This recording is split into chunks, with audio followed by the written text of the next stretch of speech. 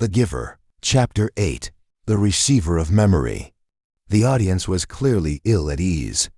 They applauded at the final assignment, but the applause was piecemeal, no longer a crescendo of united enthusiasm. There were murmurs of confusion.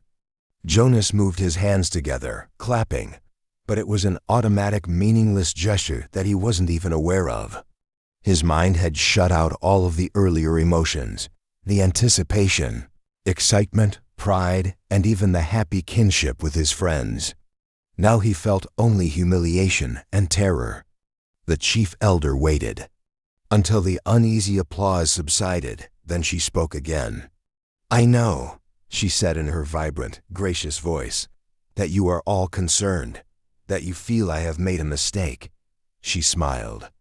The community, relieved from its discomfort very slightly by her benign statement, seemed to breathe more easily. It was very silent. Jonas looked up. "I have caused you anxiety," she said. "I apologize to my community." Her voice flowed over the assembled crowd. "We accept your apology," they all uttered together. "Jonas," she said, looking down at him, "I apologize to you in particular. I caused you anguish." "I accept your apology," Jonas replied shakily. "Please come to the stage now." Earlier that day, dressing in his own dwelling, he had practiced the kind of jaunty, selfish short walk that he hoped he could make to the stage when his turn came. All of that was forgotten. Now he simply willed himself to stand, to move his feet that felt weighted and clumsy, to go forward up the steps and across the platform, until he stood at her side. Reassuringly, she placed her arm across his 10 shoulders. "Jonas has not been assigned," she informed the crowd, and his heart sank. Then she went on. "Jonas has been selected." He blinked. What did that mean? He felt a collective questioning stir from the audience. They too were puzzled. In a firm, commanding voice, she announced, "Jonas has been selected to be our next receiver of memory." Then he heard the gasp, the sudden intake of breath drawn sharply in astonishment by each of the seated citizens. He saw their faces, their eyes widened in awe, and still, he did not understand. "Such a selection is very, very rare," the chief elder told the audience.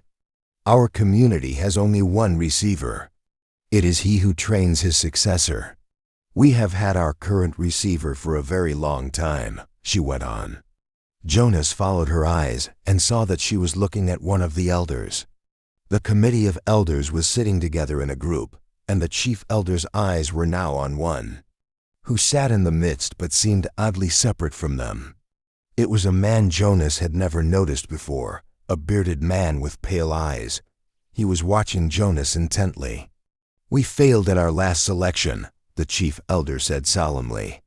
"It was 10 years ago when Jonas was just a toddler. I will not dwell on the experience because it causes us all terrible discomfort." Jonas didn't know what she was referring to, but he could sense the discomfort of the audience. They shifted uneasily in their seats.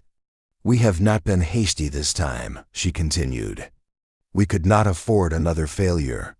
Sometimes," she went on, speaking now in a lighter tone, relaxing the tension in the auditorium, "we are not entirely certain about the assignments, even after the most painstaking observations.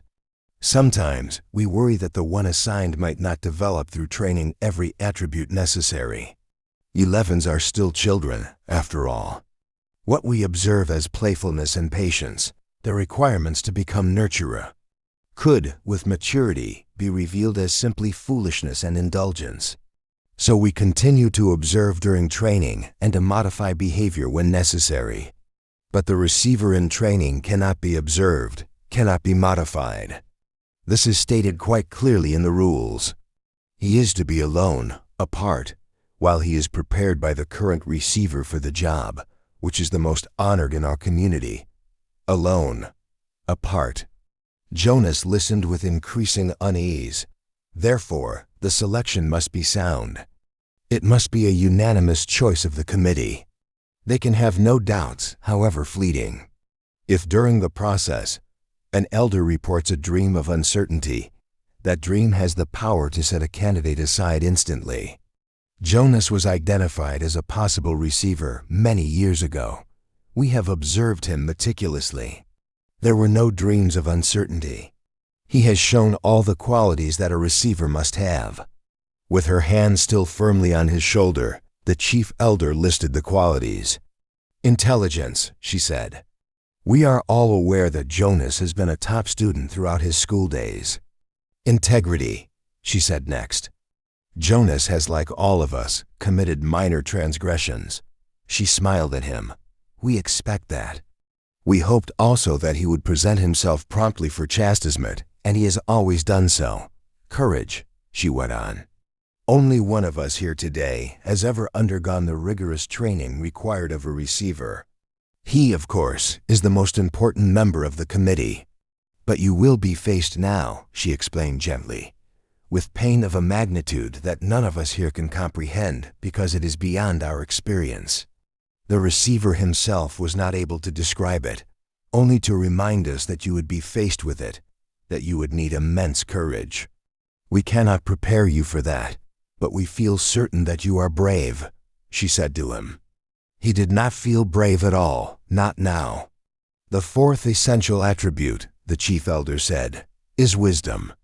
Jonas has not yet acquired that. The acquisition of wisdom will come through his training. We are convinced that Jonas has the ability to acquire wisdom. That is what we looked for. Finally, the receiver must have one more quality, and it is one which I can only name but not describe. I do not understand it. You members of the community will not understand it either. Perhaps Jonas will, because the current receiver has told us that Jonas already has this quality. He calls it the capacity to see beyond. The chief elder looked at Jonas with a question in her eyes. The audience watched him too. They were silent. For a moment he froze, consumed with despair. He didn't have it, whatever she had said. He didn't know what it was. Now was the moment when he would have to confess, to say, "No, I can't," and throw himself on their mercy, ask their forgiveness, to explain that he had been wrongly chosen, that he was not the right one at all. But when he looked out across the crowd, the sea of faces, the thing happened again. The thing that had happened with the apple. They changed. He blinked, and it was gone.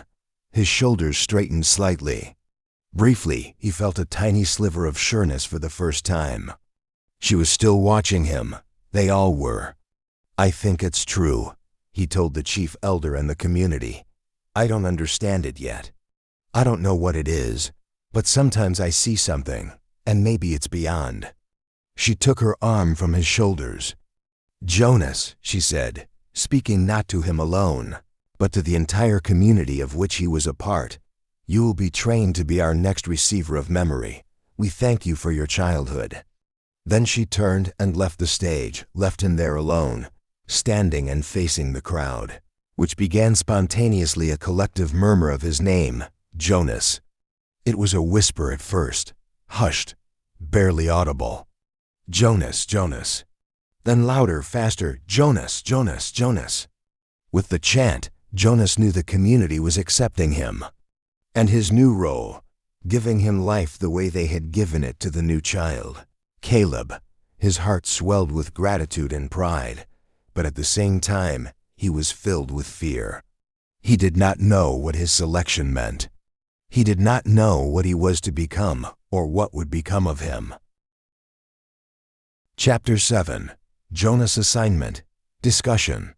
Why is Jonas' new role so important? What are your predictions for what he will experience? Written activity. Write about the importance of memory in our lives. Why do you think Jonas Society has a receiver of memory?